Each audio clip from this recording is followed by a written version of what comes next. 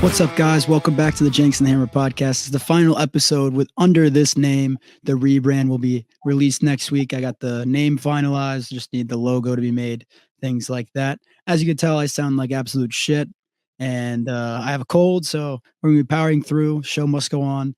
And back again is Ty McGee, good friend of the podcast. Missed last week, but he's back and better than ever for week 7. A big game this week is going to occur for both of our teams, and we're going to break it down in just a second. But first, we're going to break down or go over our leaders of the Pick'em group. At first, we got Pickin' Grapes with 58 and 33. Hit of Ranch, Dylan at 57 and 35. On Juicy J, 57 and 33. Then it goes down from there. You got Ty, 55 and 34. Hammer at 53 and 39. And myself at 52 and 40 down here. I, again, missed the game way back to fix it, whatever. But last week, best week of picks I've had in a long, long time. I missed one game. So that was a highlight of my week. But Ty, getting right into the big and important things here. Saints Broncos Thursday night football. Saints 33% of the team on the injury report. Broncos are banged up as well at a few key positions, so I'm not going to discount that. But being down all these key players is going to be hard for the Saints to overcome, especially after last week having an absolute just terrible game, terrible showing at home against the Bucs. What are your thoughts going into this one, Ty, for your Broncos? Yeah, I think like you said, right? Like the Saints are banged up, but I think the slept on part is like Denver's pretty banged up too, right? We're operating on our third right tackle. No Surtain, and no Surtain last week. We saw that defense was like a shell of itself, right? You can't go with the man cover 1, cover 0 looks that we were getting a lot of with the heavy blitzes, right? Like that's how we were getting a ton of pressure. We weren't the 4-man fronts. That's not what we were doing the first couple of weeks, right? We're going 5, 6, playing cover 0, cover 1. We had the highest percentage of cover 1 and cover 0 looks. So, that kind of changed the game. We've been without him for a few weeks now, but Baron Browning still maybe not coming back yet. No Josh Reynolds. So we're banged up as well. Not quite as banged up as the Saints, but I think this truly comes down to what can the Denver Broncos offensive supporting cast do? Because we saw last week, like Bo in that first half didn't play well, right? But no one on Denver did. That second half, it was all him. Carried the entire offense. I mean, to be leading, and again, I know he's a little bit older of a rookie, right? He's had some more experience, but to be leading a team as the rusher and the passer on offense as a rookie quarterback is insane, right? Like we could not get the run game going. He was also our top, he had the top speed on Denver's offense at like 20 some miles per hour, right? Wow. So like he's moving, right? Like you saw the one play, evades the sack, he is like taking this team on his back and like carrying this offense, which you just don't expect to see from a rookie. Like despite the fact that he's 24, 25, has a lot of experience, scrap that, right? It's the NFL. You don't expect to see your quarterback absolutely carry your offense, right? You look around at the other rookies, Caleb, Jaden, they have a good supporting cast. Our best player on offense has done virtually nothing. Like Courtland Sutton, granted, he's had, a couple catches here in these games and he's had a lot of targets. He has shown like the inability to get open consistently, and he's got to be the guy, right? So like that is the big issue with this Denver team is can we get the run game going and can guys get open consistently? I think the X factor in this game is Devon Vele. I think he showed the ability to get open a lot at the end of that last game. Troy Franklin a little bit, but I think that's the big story here, right? Like despite the injuries, right? Like at the end of the day, Denver could lose this game with or without injuries, right? Like Dennis Allen's not a bad coach. They still have some cats on defense, right? Like if that defense can play well enough, I think they can make up for this fact that the offense is so hurt. I mean, they still scored almost 30 points last week without Olave for the whole game, Shaheed going down with Rattler at quarterback. So I think it really comes down to can Denver's offense show up. I think the defense kind of figured it out in that second half. Levi Wallace ended up finishing as like the highest graded player on Denver. So, he came in and stepped up for Pat. I think the defense will have it, schematically we'll have it more figured out. I think just, losing Pat in the middle of that game was kind of, rather in the beginning of that game, was kind of threw us off, changes everything schematically. So I think we'll be better prepared, but it really does come down to can the offense, can someone get separation on the outside and can we establish the run game? Yeah, I'm going to say you should be able to establish the run game. We made Sean Tucker look like an all-pro running back last week. And I think it comes down to, you know, obviously the D line, they're getting a little bit older. Like Cam Jordan is definitely not himself. Like he's a lot slower. We've seen that. Chase Young and Curtis or Carl Granderson are looking pretty solid, but they just haven't made enough impact plays on the D line to be like, oh, these guys are shut down defensive linemen. And on the interior, you got Brian Brissy, Colin Saunders. Colin Saunders is questionable for this game. Brissy hasn't done much in the run game, but has been a solid pass rusher. But the run defense was horrendous last week, almost 9 yards per carry. And the pass game was not much better. We allowed, I want to say it was like 600 total yards. And Baker Mayfield threw like one completion past 10 yards, like down the field. So a lot of missed tackles, just a lot of missed assignments as well. There's a few injuries. We were down. Tyrann Mathieu, Will Harris, and Jonathan Abram went down as well a little bit during that game. So we were down like three safeties through the game, which wasn't great. Anyways, the offensive side of the ball, they're banged up even more. You got three interior linemen out.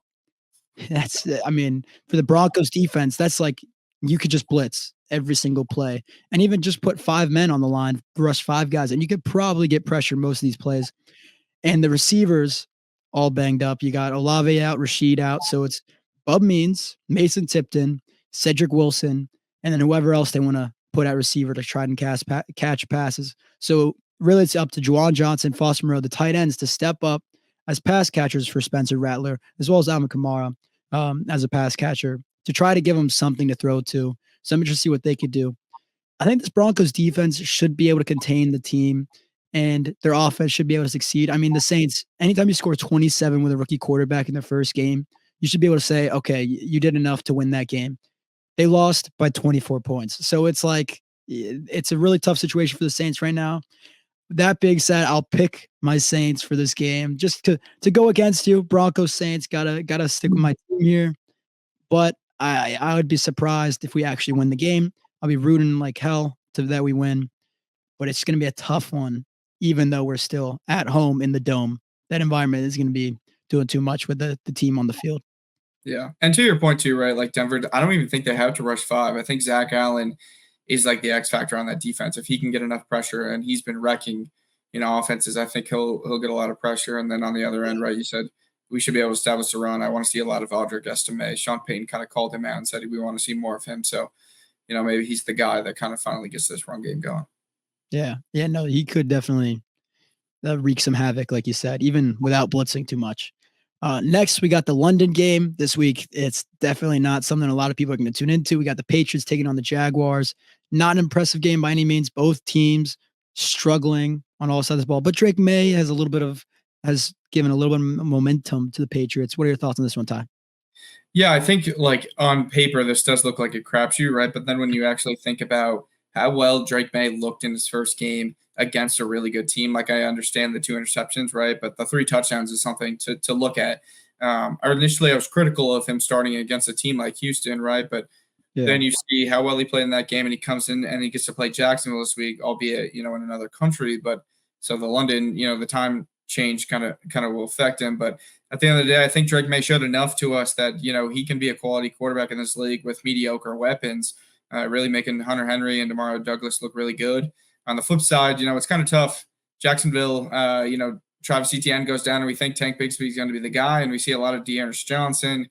Brian Thomas had a drop. So I think the only guy that we really saw consistency from was Evan Ingram. And then we saw this week they're trading away Roy Robertson Harris. So this team's kind of, I think they have the understanding that they're not going to be a good football team this year, kind of starting to slowly tear it down.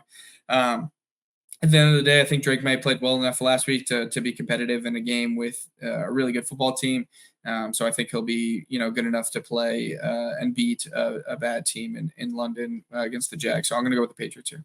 Wow. I don't mind the pick at all. I think Drake May could definitely win this game. I'm going to go with the Jaguars. I think Tank Bigsby has a coming out party of this one. I'm excited to see what he does. I love what he was doing in his last game before last week, where they kind of used him a little bit more. He was actually balling out against the Colts. Then this week, when they needed him to step up, they just decided not to use him. So interesting decision there. But I think the Jaguars can and should win this game in London. Next, we got the Seahawks taking on the Falcons in Atlanta. And I think the Seahawks, obviously, revenge. There's not revenge against the Falcons, but for last week, losing to the 49ers in a relatively close game, they weren't able to contain the backup running backs after Jordan Mason for the 49ers. They still had a good running game against them.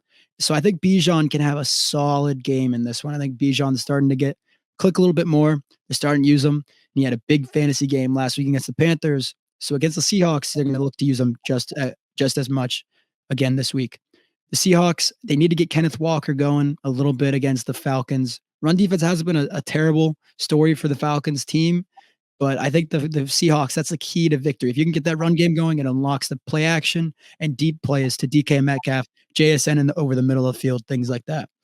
I got the Seahawks here beating the Falcons. I think the Falcons are a solid team, but they haven't wowed me in any of their victories other than the Buccaneers game where they put up 500 passing yards. They haven't looked anything crazy in the games outside of that. I'm going to pick the Seahawks in this one because, again, F the Foul Clowns. Can't support them. Go Seahawks. Yeah, I'm thinking the same thing, right? Like the Falcons haven't amazed us in any of the games. I think at least Seattle's offense has amazed us in a couple of even losses, right? Like Detroit, they played really well there. They get Roy Robertson Harris, as I just mentioned, from the Jags, so that'll kind of shore up that D line and hopefully help stop Robinson and even Tyler Algier, who had a 100-yard game, I believe, last week. So they had two backs really going. I just think at the end of the day, Seattle's offense has really rolled, like I said, even in losses. So I think it's going to be a tough one to stop, and we haven't seen Atlanta do too much. So I'm going to go with Seattle here. I like it. Anytime anyone's picking against the Falcons, I'll be happy. Next, we got the Titans taking on the Bills. What are your thoughts on this one? Yeah, we saw Titans last week struggle against a Colts team, albeit, it was Flacco versus AR leading them. But the Colts team still, at the end of the day, is not a very great team. Levis didn't even throw for 100 yards, and he still threw a pick. He's averaging 5 yards a throw. I think this offense is just struggling, right? We've seen Tony Pollard kind of get going, but offensively, they cannot throw the ball, even with all the weapons they brought in. So it's been a real struggle. On the flip side, Buffalo just brings in Amari Cooper. I know they didn't look too hot against the Jets, right? But I think some of that was, the field goal blunders and the weather and such. But bringing Amari Cooper, and I know Amari Cooper's kind of leading the league in drops this year, but at the end of the day, he's a name that you got to pay attention to. He'll probably free up a lot for Khalil Shakir, Keon Coleman, even Kincaid, make the run game a little bit easier. So I think, his addition, whether he's dropping the ball a little bit more than he used to, I think his addition is still big enough that he draws attention. And at the end of the day, this Buffalo defense is really, really good. With or without Von Miller, we've seen some guys step up. AJ Epinesa last week kind of stepped up after getting benched and had a big sack on Aaron Rodgers. So I think this Titan team is not very good. And I think the Bills are they're not maybe the team that we thought they were in the beginning of the season, but they're still a very good football team. So I'm going to go with the Bills here. Yeah, I got to agree with you here. Not much to add. I think Amari Cooper, the price that they paid for him was way too low not to at least try it with Amari Cooper. So I think the Bills win this one. And Will Levis has less passing yards than Derrick Henry has rushing yards. Anytime that is happening by week 7, it's a rough situation for a team to be in. Next, we got the Bengals taking on the Browns. The Bengals in this one, I mean, they barely squeaked by the Giants after the Giants could not kick field goals. The Browns, Nick Chubb coming back. That's like the most exciting story they have with Deshaun Watson absolutely stinking it up, trading away Amari Cooper. So that offense is probably going to dwindle a little bit in this one. Just rely on Nick Chubb to possibly be his old self. He'll slowly gain confidence. I don't think he's going to be a big factor in this game, but maybe in the next couple weeks he gains a little bit of traction. The Bengals, Chase Brown has been balling out. Zach Moss, I mean, he's got to be on alert for losing his job to Chase Brown. Chase Brown's been killing it in all facets of the game. And as usual, the Bengals still have all their targets. So I'm going to go the Bengals in this one. Yeah, I think Cleveland is tough, right? Because obviously they lose Cooper, and then you're like, okay, they're getting Chubb back, and we've been waiting for Chubb to come back. But, I just don't think – I think that even though the Bengals' defense is not very good, I think Chubb's still going to take him some time to get those wheels, a little less rusty and kind of get going. Yeah. So I don't even think they'll give him a full workload. I know Jerome Ford's probably not playing, but I think they'll probably mix in Deontay Foreman just to help him out, right? He hasn't played in 13 months, so it's been some time. On that flip side, right, the Bengals offense is really, really good. Despite their defense, they have been in, every game that they played and scored a ton of points. So I think it's easy. You just got to take the Bengals here. Yeah, I completely agree. Next, this is probably this and one other game Actually, there's a few other games, but this is one of the best ones of the week. We got the Texans taking on the Packers. This is a huge game for both teams. Packers trying to basically reinstall themselves as one of the best teams in the league, and the Texans looking to maintain their big winning, not a winning streak, but their winning momentum, confidence, things like that. With this team, with CJ Stroud, a couple weeks ago against the Bills, did not look as good. Last week against the Patriots, looked all right, but you want them to blow out the Patriots a little bit more than they did. So against the Packers, they can really establish themselves as being one of the top teams in the league. Who do you got in this one, Ty?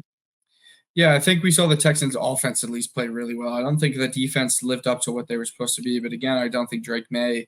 I think he played pretty well against them, right? So, but at the end of the day, they get Mixon back and they really got that run game established. It hurts losing Nico Collins, obviously, but they still have a lot of weapons with Dell and Stephon Diggs. So on the flip side, right, we see Green Bay kind of get back rolling with Dobbs back, with Watson back, and Love more comfortable. So I think like this is the most.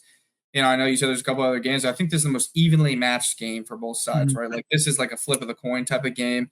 At the end of the day, I am going to go with the Texans because I think Mixon has looked a little bit better than what we've seen from Josh Jacobs. Stroud looks more comfortable than Jordan Love coming back from that injury. There was a Jordan Love pass last week that he threw to Christian Watson on a clutch play. I think it was on third down. And it just barely skated over a linebacker. And I saw a tweet. It was like, this guy is Will Levis if Will Levis was just like lucky, pretty much. Like, right. Yeah. Like he just throwing balls that are like, wow, how did they get on? And some of that is right talent. But I think at the end of the day, the Texans are a firehouse on offense, and their defense is pretty good. So I think I'm going to go with the Texans in this one. I like it because I'm going to go the Packers with this one. So a little bit of difference with this one. But as you said, I think Mixon's been extremely productive when it comes to that team on the against the Packers. I mean, when you think about it, without Mixon, that offense does not look nearly as good. And anytime Mixon's in, you can give him the ball, and he's making things happen every time he gets it. And I think last week he had one play. I don't remember if it was a screen or if it was outside run where he just made someone miss, and it didn't look like it was going to be a touchdown, but he made it look like it was easy just to get in the end zone on it. And for all the fantasy managers out there, Joe Mixon is a must start every single week because whenever he gets the ball, he's scoring. The Packers, Josh Jacobs, he's getting the ball a lot and he's running for solid amount of yards, but he's not doing anything explosive. He's not getting ridiculous like chunk plays, things like that, and he's not scoring touchdowns. So that's something to take note of for this game. I will take the Packers though because their pass game is looking like it's really starting to click. Jordan Love 4 touchdowns, 2 straight games. Romeo Doubs starting to get a little bit more into this passing game. So I like the Packers here in this one. Next, we got the Dolphins taking on the Colts. Not too much to say in this one. I think Anthony Richardson is going to be starting, which hurts Josh Downs and their offense a little bit. I would be messed up if I didn't mention that because I think Joe Flacco has been the more efficient passer in that offense. He's been getting more people included. The pass catchers have shown that there's solid weapons for these quarterbacks to throw to, and Joe Flacco seems to like spreading the ball around more and focus on actually getting these pass catchers the ball, whereas Anthony Richardson kind of likes to either take off a little bit too quick or he's missing these throws over the middle, things like that. That's hurting these pass catchers. That being said, the Dolphins still do not have Tua, and that's hurting Tyreek and all of their weapons down there significantly. They can't do nearly as much as they could beforehand. Tyler Huntley, I believe, is getting the start again in this one. And that's just not what you want to see on this team from Miami. So I'm going to go the Colts in this one. Yeah, it's hard to expect anything out of Miami until they get Tua back because he's really what makes this offense click. And on the flip side, as I mentioned, we talked about this, I think 2 weeks ago, like Flacco needs to be the guy that starts for them. He's consistently been the one that gets this team back into games or kept this team in games just with his ability to spread the ball around without Jonathan Taylor in some of these games with Trey Sermon. But at the end of the day, right, Anthony Richardson is getting the start. I think he's athletic enough that'll keep him in this game. I don't think Miami's defense is quite good enough to stop him. And I think, without them having much on offense, I'm going to go with the Colts here just because AR does provide, a bit of a pain for that defense. Yeah, exactly. I don't think it's going to be like an exciting game by any means, but Anthony Richardson coming back, I think should be explosive enough to beat the Dolphins, like you said. Next, we got the biggest game in NFC North of the season. The Lions taking on the Vikings. The Lions looking to establish themselves as the top dog, and the Vikings looking to keep going with their win streak, staying undefeated with this one. What are your thoughts on this one, Ty? Yeah, so this one's tough, right? Because I think it really does depend on two players. Do we see Aaron Jones and do we see TJ Hawkinson, right? Rumors are maybe Hawkinson gets started this week. If not, well, I think we'll see him on Thursday night of next week. Aaron Jones returned to practice today, but he's got that hip thing. It's lingering, and they're kind of hush-hush on him. So we don't know if we'll see him. I think Ty Chandler's good enough, right? But at the end of the day, you're not playing Joe Schmo. You're playing the Detroit Lions, who just absolutely waxed Dallas last week. And I, by no means do I think Dallas is, a really good football team. I don't even think they're going to win their own division the way that the Commanders have looked. But I think, we finally saw Detroit. They've started to roll. They've started to really, really establish themselves. This game comes down to, and I think as most people would expect, but Detroit's offense versus Minnesota's defense, right? Like, can Minnesota finally slow down, Detroit, right? They've slowed down so many people, but Detroit has just looked so hot. They have so many weapons. It's going to be tough. At the end of the day, I think Brian Flores has got a lot for them. This is one of those games we've talked about this in the past, like, is swayed by injuries. I think if we can see Aaron Jones and Hawkinson, I'm going to go with the Vikings just because I believe in Brian Flores and that defense. And I think that Sam Darnold can do enough with the weapons that are around him, especially with Hutchinson out within this game. Like, that pass rush is going to be a little bit weaker for Detroit. If we don't see Aaron Jones, and even if we still see Hawkinson, I think it's tough for Minnesota because I don't know if their run game will be able to get going. Because I think, Detroit is still pretty, on the inside there with Reeder and Alan McNeil. They still have a pretty good defense. It's just their pass rush that hurts from losing Hutchinson. So if we see Jones and Hawkinson, I'm going to go with the Vikings. If not, I just think Detroit's offense is good enough that they'll escape by. Yeah, I don't mind that take at all. I think that's definitely a fair explanation. I mean, Brian Flores is absolutely just killing all the quarterbacks that he plays. I mean, Aaron Rodgers looked like he was going to have a vintage comeback. Aaron Rodgers, like, game-winning drive, and then the defense got a pick to end that game.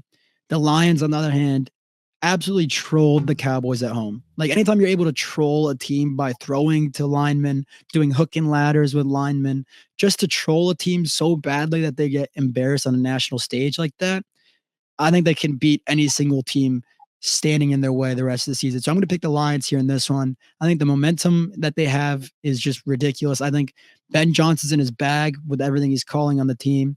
And I think David Montgomery is just truly becoming a wrecking ball on that offense. He's breaking tackles, getting extra chunks on every single play that he runs the ball. And Jahmyr Gibbs is a great change of pace back that could do more than that as well.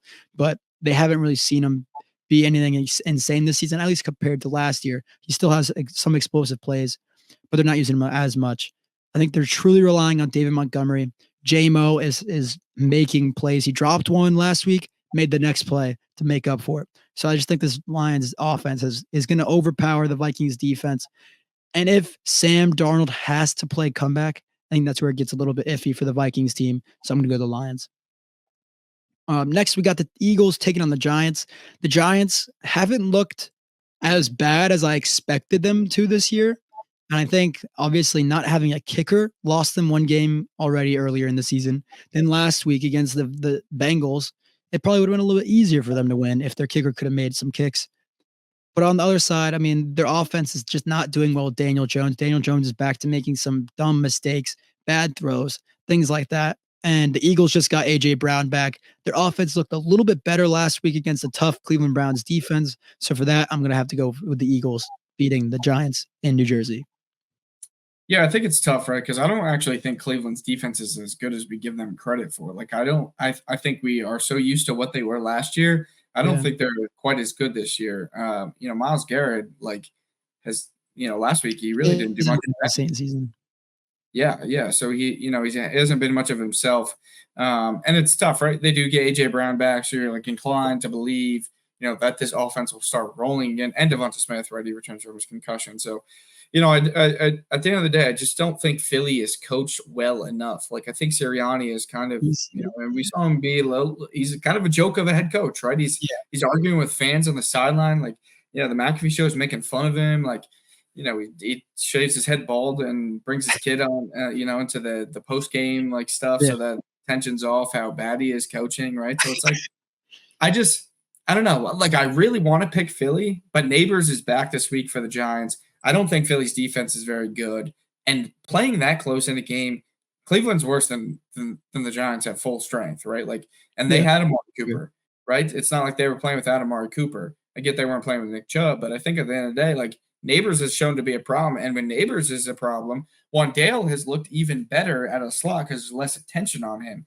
So I'm gonna go with the Giants here, like in a crazy move by me. I don't want to take them. I don't even really believe in Daniel Jones at all. I don't think this is about him though. I think this is more about Philly has not shown the ability to be a dominant football team. They played a lot of close games. They should have wiped teams out of the water that they've been, they should have beat the crap out of Cleveland last week, and it was way too close. Getting Neighbors back, he's a problem. I don't think the secondary is that good. I don't know. Slave's a little bit banged up. They benched Devontae Maddox for Cooper DeJean. So, the defense is just for Philly is not that good. So I'm gonna go with the Giants. I like it. I like the underdog pick. I don't mind it at all. Another pick just for me to come catch up a little bit more if it's wrong. So we'll see. Next, we got the Raiders taking on the Rams. What are your thoughts on this one after Devontae leaves the Raiders? Yeah, losing Devontae, another week of Aiden O'Connell. The Raiders team is just not good, right? Like we've seen the past 3 weeks without Devontae, right? Like they looked kind of competitive with Devontae. They beat the Ravens, they were not bad, but he was like an X factor for them, right? Like they get beat by Denver pretty bad. They get beat by the Steelers pretty bad, and both are not bad football teams, right? But at the end of the day, like no Devontae Adams, there's not a good offense with Adam, right? They can't do it. Jacoby Myers was hurt last week, and you would think that Trey Tucker would step up, and he did nothing, right? Like that was supposed to be the guy that people thought he would be a deep threat for them with Devontae gone, and then you lose Myers, and you're like, okay, he could help them out, right? Looked terrible. He did nothing. I think he had 2 targets and 0 catches. He had 0 fantasy points. So, just did nothing for them. On the flip side, right, we've seen Stafford continuously, play pretty well without some of his guys. I think they were talking about Cup maybe being back this week. Maybe I misread that, but, they haven't looked bad. They still have Kyron. They still have some pretty good weapons. They've won some games with Tutu Atwell, Demarcus Robinson, right? Colby Parkinson had a lot of targets last week. So, they might not have big-name guys, but they're still guys that can make some plays. And I think Stafford's good enough to carry this team over a very bad Vegas team. And I think, the Rams defense isn't, crazy good. I think Jared Verse and Braden Fisk, some of those guys look pretty good, right? They're not in the top 15 defense, but they're probably in the top 20. Like they're not bad. But I don't think you have to be that good to stop this Raiders offense without Devontae Adams. So I'm going to go with the Rams. Yeah, with no Devontae, I'm going to go the Rams here as well. I think they were trying to get a little bit more run game established last week with Alexander Madison and Zamir White, but Zamir White definitely didn't live up to the hype that he had before the season. A lot of people picked him in fantasy. I was a culprit of that, and he hasn't lived up to anything. Alexander Madison's become the running back 1, and Brock Bowers is really who they're going to try to just rely on throughout the rest of the season. So hopefully he becomes a workhorse tight end. But I just think the Rams and Matt Stafford are experienced enough to beat this team that doesn't really have much going for him right now. Next, we got the Panthers taking on the Commanders. I think in this one, obviously, Andy Dalton has kind of fallen back down to earth from all the momentum that he had that one win for the Panthers last week. Just did not look good. Falcons handled them pretty easily. It was a little bit of a dogfight at the beginning of the game, and then it slowly got worse and worse. The Commanders on the other side were in a dogfight with the Ravens last week, and the Commanders looked solid, and it was the first big test for Jaden Daniels, right? Like he had played the Bengals prior, but the Bengals are not the Ravens by any means. They're not as good on defense. And the Commanders and Jaden Daniels are both efficient and looked pretty solid on offense against the Ravens team. So if the Jaden Daniels can continue that this week, I think the Panthers just have no chance at all. I'm going to go Commanders here in this one.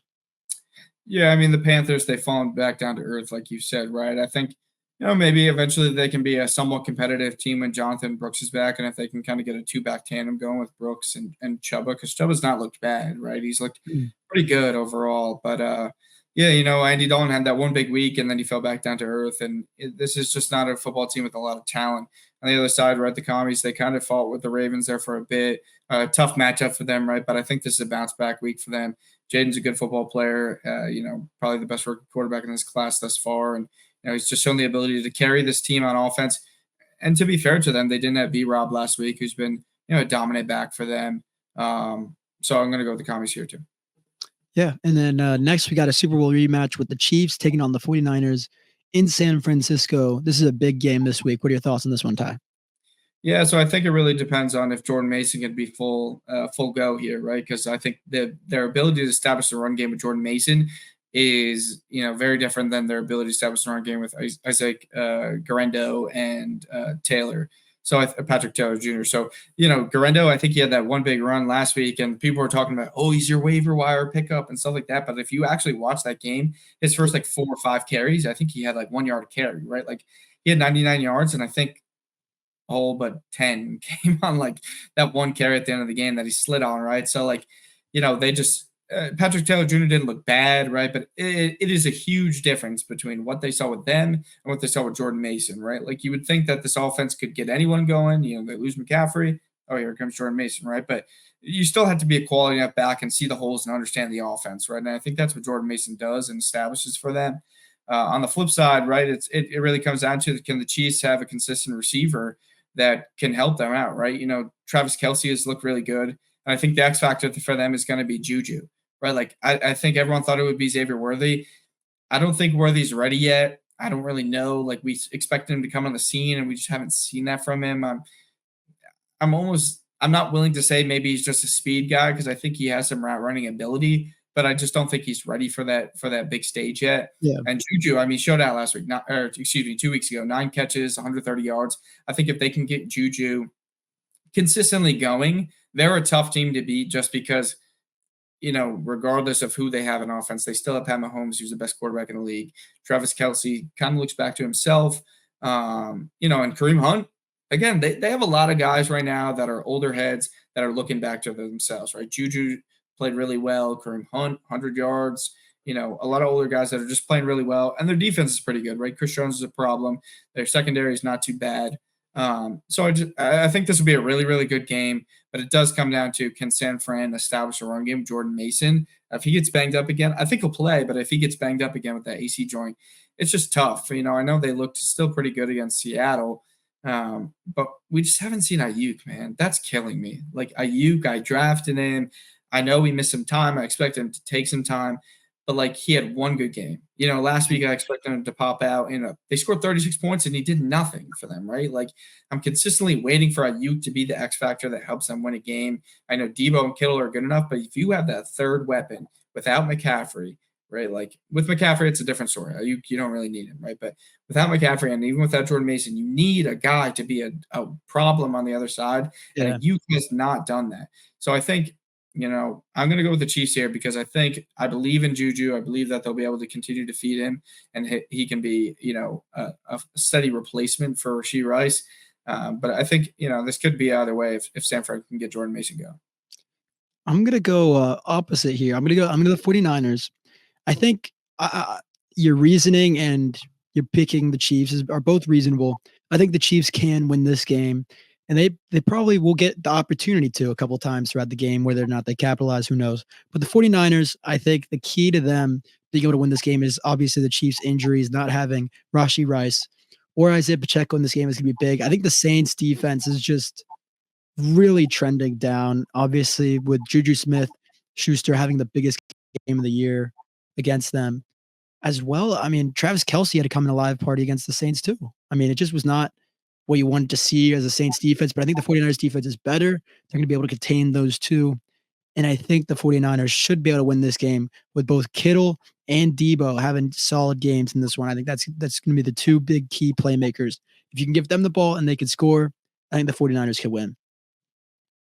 Next, we got the Jets taking on the Steelers. We got Aaron Rodgers and Devontae Adams back teamed up again, taking on Justin Fields. Oh, wait, not Justin Fields.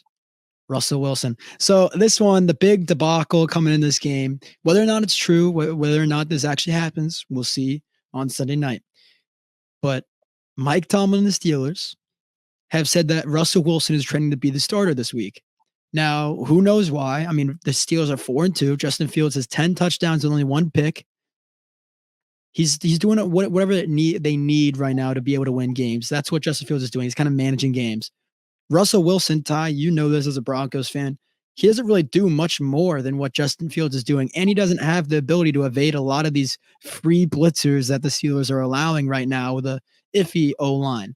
The Jets, on the other hand, Aaron Rodgers hasn't had a great receiver that he's had great chemistry with this season. Now he has that with Davante Adams coming into town.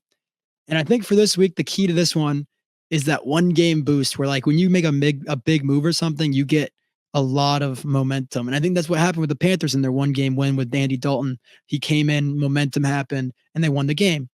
I think the same thing's going to happen with this one. The Jets have the right momentum coming in, and the Steelers are giving themselves negative momentum by putting in Russell Wilson as a starter. So I'm going to the Jets here with this one. What are your thoughts, Ty? Yeah, I have no clue what the F Mike Tomlin is doing, right? Like, you have a guy, and I know Fields hasn't looked like some MVP candidate, and he hasn't looked lights out, right? But as you said, 10 touchdowns, 1 interception, 4-2, right? You're winning football games. You're winning football games, and you're going to make a transition here, right? Like, Justin Fields has the ability to evade, pass rushers, right? That Denver game, I don't think they win it with Russell Wilson because he doesn't have the ability that he used to run around and beat guys, right? Justin Fields was evading sacks on clutch third downs, right? Like, that's really when I saw, like, okay, this guy can, he can play, right? He can move around, and he's shown the ability to move, and he's played turnover free football, right? Like, and he doesn't hold the football. He's looked good, right? Like, I know he hasn't looked fantastic, but he's looked good. Russell Wilson, the problem is he just holds on to the football, man. He can't evade pressure. He holds on to the football, and they don't have a weapon on the outside. Like George Pickens, he can cry, he can complain, he could say Amon St. Brown is a product of the Detroit Lions offense, and he's a slot machine, and blah blah blah. Guess what, George? What the fuck have you done? You haven't done anything to be saying this stuff, right? Amon St. Brown is an All-Pro receiver, so they have a diva on the outside, as they always do in Pittsburgh, right? They have a quarterback who's a diva who can't do jack shit. They're going to rely on this defense, and hopefully they can stop Rodgers. Rodgers shown the ability to turn the ball over. They haven't had a consistent run game. So if Pittsburgh can, hold the Jets to 10 points, maybe. But I don't believe in the Steelers offense scoring 17, 20 points with Russell Wilson because I saw what he did last year, right? And I don't even think that – I have no reason to believe that this Steelers offense is better than what Russell Wilson had in Denver last year. I don't think the offensive line's better. I think the run game's worse. Najee Harris looks like he's running in jeans all the time. George Pickens is a baby. At least Sutton was catching crazy touchdowns in the end zone, right? Like, I don't believe in this team at all. Maybe tight end they're better, right? Pat Freiermuth. I don't believe in this offense at all.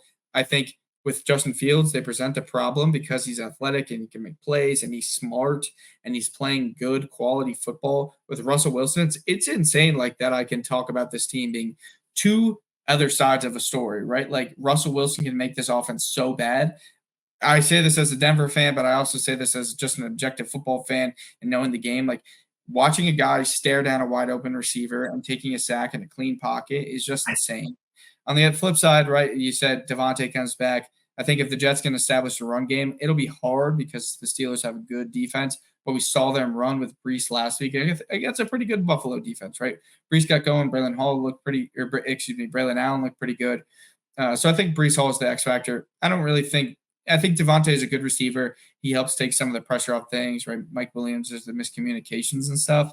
I think at the end of the day, it just takes away targets from Garrett Wilson. But I just don't think I don't think a pass catcher was the problem with this team. I think it was Aaron Rodgers' turnovers and the run game not getting going. So I'm going to go with the Jets here if Russell Wilson's starting, and he's going to start. I'm telling you right now, Grayson. All this rumors and he's trending and this, that, and the other. For some reason, they're dumbasses and want to play Russell Wilson, so I'm going to go with the Jets. Yeah, no, I completely agree. Like, to all the people saying like, "Oh, Davante Adams is here, the Jets are going to be like a playoff Super Bowl contender," and like, no, they're just not. I mean, their offense does not look like that's the only missing piece of this team. I mean, just Aaron Rodgers has made some iffy decisions, and obviously the coaches aren't what you want to be a good playoff team. So the Jets aren't going to have like anything extreme turnover. But I think for this week, this momentum can carry them up and to beat a Russell Wilson led Steelers. Next, we got the Ravens taking on the Buccaneers in the first Monday Night Football game. This one has what it takes to be an exciting game, but it just depends on which Buccaneers we get for this one. What are your thoughts on this one, Ty? Yeah, I think like you said, right, it does depend on what Buccaneers we get, but at the end of the day, I don't know that Tampa will be able to overpower this Ravens defense, right? Like the Ravens defense is still a quality. I don't think they're top 5. I think they're top 10. It depends on what Ravens defense you get, right? But I think that they're a good defense and they'll play well enough to kind of hem Baker in, right? I mean, you can't throw 3 interceptions against the Baltimore Ravens and win a football game, right? You can do that against the Saints when they're without half their team. But that was the big concern, right? Last week we saw Baker. I know they scored 50 points, right? But it's like it's the longest game in football history, so pretty easy to score 50 points. 3 turnovers. That's the glaring issue, right? I think whether you have Sean Tucker or Rashad White or whoever you may have running the ball, right? It doesn't matter if you're playing, if you're turning the ball over a lot, because the Ravens offense on the other side, Lamar Jackson, Derrick Henry, they're a problem, right? They're a problem. And we've even seen Rashad Bateman get involved. Mark Andrews got a touchdown. Zay Flowers looked pretty good. So the Ravens offense is kind of starting to roll, right? Like I thought last week was going to be a little bit closer of a game, but the Ravens, they played well, and they continued to bounce back since that Raiders loss. They just continuously look better. They've established a run. So I think that's the X factor, right? It's like the Ravens defense is good enough to force Baker into making mistakes and turnovers. And on the flip side, right, their offense is good enough to, take advantage of those situations, go score, run the ball down your throat. And I think even the Saints, I don't think they're a bad team, but a rookie quarterback, backup quarterback, scoring 27 points. Bub Means was like making plays, like scoring touchdowns, right? Like no disrespect to the man. I didn't know who he was before that game, right? So I just think it's tough, right? I thought coming in the Bucs defense was going to be good, but I think Denver really set them back. And then I think last week, even though it was a dominant win on offense, it wasn't as dominant when you look at the actual game, right? The turnovers and the way that the defense allowed 27 points. So I think I'm going to go with the Ravens here. Yeah, I gotta agree. I'm going to do the Ravens here as well. I think the Buccaneers, like you said, they made a lot of mistakes to even let the Saints get back in that game after taking a 17-0 lead against a rookie quarterback. Letting that happen is not something you can ever, like, if you let them go on a run at all, the Ravens team, they probably run away with a huge win. So the Buccaneers just need to minimize mistakes. I think their blitz was really what won them the game against the Saints. The Saints offense couldn't handle it. The O-line was just too banged up to handle it. And Spencer Rattler, first game ever, he started panicking because he was behind, having to start like chucking balls to unnamed receivers. That's a bad recipe. But on the other side, you got the Ravens this time. Lamar Jackson isn't going to just he's not going to get nervous when you're blitzing him, and he has a lot of weapons to throw to. So I think the Ravens win this one on Monday Night Football. Next, we got the second Monday Night Football game. We got the Chargers taking on the Cardinals. Not too much to add to this one. I think Marvin Harrison Jr., I want to say he's questionable for this one. I don't know if he's out yet. I want to say he's questionable. And the Chargers, they looked solid last week, beating the Broncos. They didn't look anything crazy. I think one of their touchdowns it was either a touchdown or a field goal. I didn't watch the game, so I wasn't 100% sure. But I know Bo Nix threw a pick, and they got points off of it. And it was relatively hard for them to score points after, I think it was like the first half, they kind of struggled to score points, the Chargers. And I think it comes down to Justin Herbert and his connection with some of these receivers that are trying to kind of build up chemistry with him and just build up who they are as receivers in the NFL. I just think that the Cardinals on the other side, without Marvin Harrison, that's a tough game to win. The Chargers defense has been solid this year. Nothing crazy, but solid. And I think if the Chargers are able to kind of contain Kyler Murray in the pocket, they should be able to win this game. I'm going to go with the Chargers here. Yeah, you kind of touched on this, right? Like the Bo Nix pick was almost a product of just like a drop. It was a little bit of an overthrow, but it was a tip that ended up going in the other direction, right towards the safety, right? So it's like, yes, they were advantageous in those moments, but it only ended up in a field goal too. And then Pat gets the concussion, they score a touchdown, and they go into the half up 20-0. What did they do after that, right? Like I think Denver started to finally figure it out offensively and defensively, how to rebound without Surtain, and then Bo Nix kind of just figured it out on offense. So I think while they looked good in the first half, I think it's not really who that Chargers team is, right? Like, and I think on the flip side, right, we might see Marv. I know the concussion issues, but this is a late Monday night game, so like maybe he's able to slide back. I think if we see Marv, I'm going to take Arizona. If we don't see Marv, like you said, it's going to be tough. And I think the Chargers are good enough that they can ride Dobbins to a win against this Cardinals defense, because the Cardinals defense hasn't looked good. And if their offense isn't able to like kind of keep up in a shootout, like we saw, in San Fran or some of these other games, Buffalo back, early on, I just think they're not going to be able to, and especially the bigger thing more than anything, right? You ride with Dobbins. Where the Chargers dominated in that first half was time of possession. They had a lot of drives that, were third and short, and they got those third and shorts. So I think if they can get Dobbins just moving and continue to get those third and shorts, that's where they'll dominate this game and just elongate it, and it makes it harder for Arizona to kind of get in that back and forth battle and get momentum. Their momentum slow down, right? They may score a touchdown and then get the ball 10 minutes later because the Chargers had some 10-minute drives that were 17 plays or whatever. So I think that's going to be the biggest X factor, is just like, can Marv play, and will they be able to score consistently on offense? And if not, Dobbins is gonna be the X factor for the Chargers. So I'm going to go with the Chargers, assuming that Marv has that concussion. He's done. Yeah, I like you mentioning that, because I think Dobbins is really, everyone, like, he came to the season banged up, having like injury problems of the rest of his career prior to coming to the Chargers. And Harbaugh has truly turned him around into a bell cow back that you can just rely on in short game situations, as well as just getting a lot of rushing yards every single game. And he can score. He's doing it all. He's a good fantasy back. His bye week, and then last week, a couple weeks ago, he had a iffy week. In the bye week, have heard his like position rankings, but he's still a solid fantasy back for all the fantasy players out there. And I expect him to have another good week this week. Teams on bye are the Bears and the Cowboys. Ty, do you have any closing thoughts for this week?